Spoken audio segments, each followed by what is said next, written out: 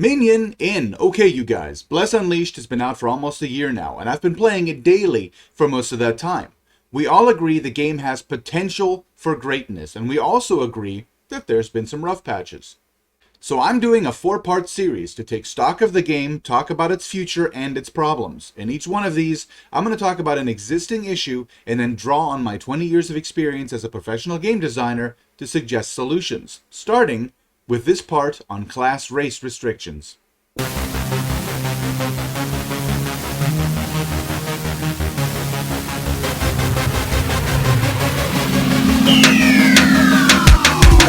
Come for the game, stay for the commentary.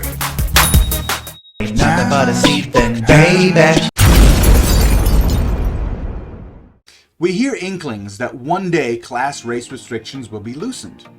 I suspect Bandai Namco hears the community and wants to give us more possible combinations, but the devs are being a little stubborn about it. Patrick may well be like, "Don't tell me how to make my game!" In fact, in a video posted by Round 8, product manager Jay reacted to the idea of a Varg Ranger with sincere incredulity, which I thought is odd because there's one depicted in 2 Bless Unleashed loading screens. Here's a Varg dual-wielding swords. The Bless Online devs didn't think Lupins looked dumb with bows, and they invented and created those character models very much with archery in mind. I hope you guys stop mentioning Bless Online, because this isn't Bless Online. I agree, absolutely, and I'm just as frustrated with hearing that all the time. It's not Bless Online, not even close. I've made entire videos solely for the purpose of clearing that up. But you are using Bless Online graphic assets, and don't pretend like you're not. Those Varg assets used to be archers.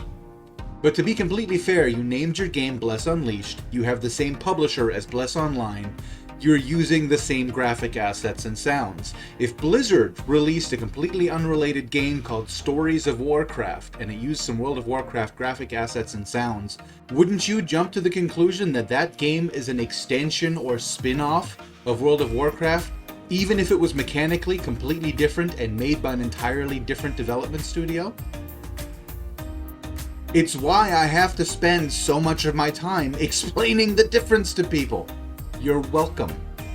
The reason race and class combos is how they are is because of story, so we're told.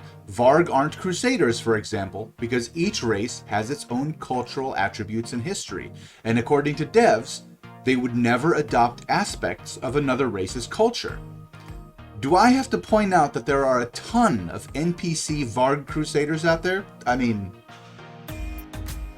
Also, Ipin don't have their own culture, really. They don't know their own history or where their homeworld is because they got dropped in a strange world and wiped out all links to their past. Ipin adopted human culture and became crusaders and priests. So already there are multiple occurrences of cultural appropriation happening on Lumios. With Ipin being so versatile, they should be able to play pretty much any class, except maybe Berserker because of the primal rage that seems out of character for them. I can very much see human Berserkers because we have the capacity to be every bit as wild and savage.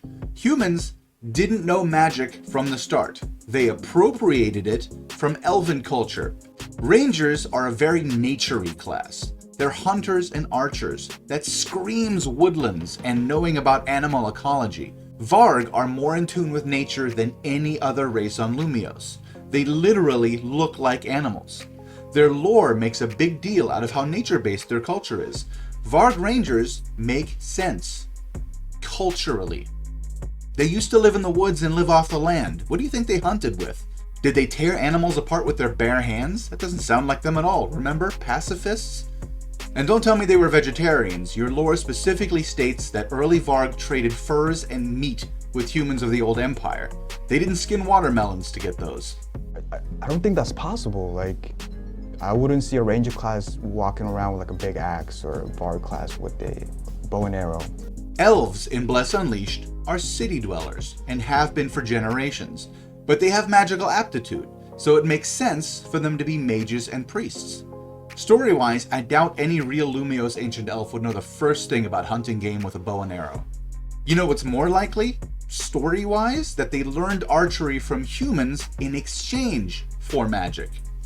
Bless Unleashed actually has very little lore, and what it does is not really being shared with us, which is disappointing to lore junkies like myself. I did my best to uncover the lore that is there, and you can click on this card to see that video. Races in Bless Unleashed don't have so much cultural depth that strict class restrictions are in any way justified. All I'm saying is, if you're going to restrict class and race combinations because of story, you should at least have a well-defined story that backs that up. And above all, you have to be consistent, and you're not. There are plenty of examples of class appropriation in Bless Unleashed already. And I'm not just talking about all the Varg Crusaders walking around everywhere. Herbathi Champion, human berserker. You say it's not possible, and then you let NPCs loose that show the exact opposite. Regular old NPCs can just pick classes outside their race, but I can't? I'm the freaking Pyreborn! I was made to break the rules. I should be able to be anything I want. I'm just saying, if you're basing reasons on lore, at least have solid lore. It's a new game. It's understandable that the world is not saturated with story right now. Of course, the lore is going to grow as the game does. I'm just saying, the lore that's in place right now in absolutely no way supports the class race restrictions that the game has. In fact, it contradicts them. There are two ways to fix this.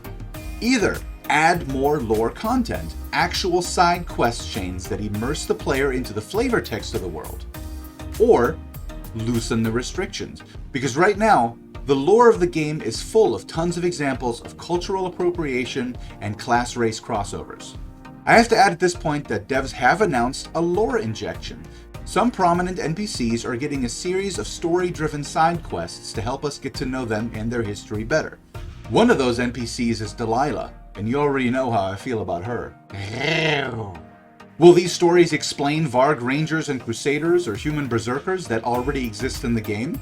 Probably not, but it's a lore upgrade and hopefully the first of many. I couldn't be happier about that. That's part 1 of my State of the Game series. Keep an eye out for part 2, where I talk about Bless Unleashed classes specifically.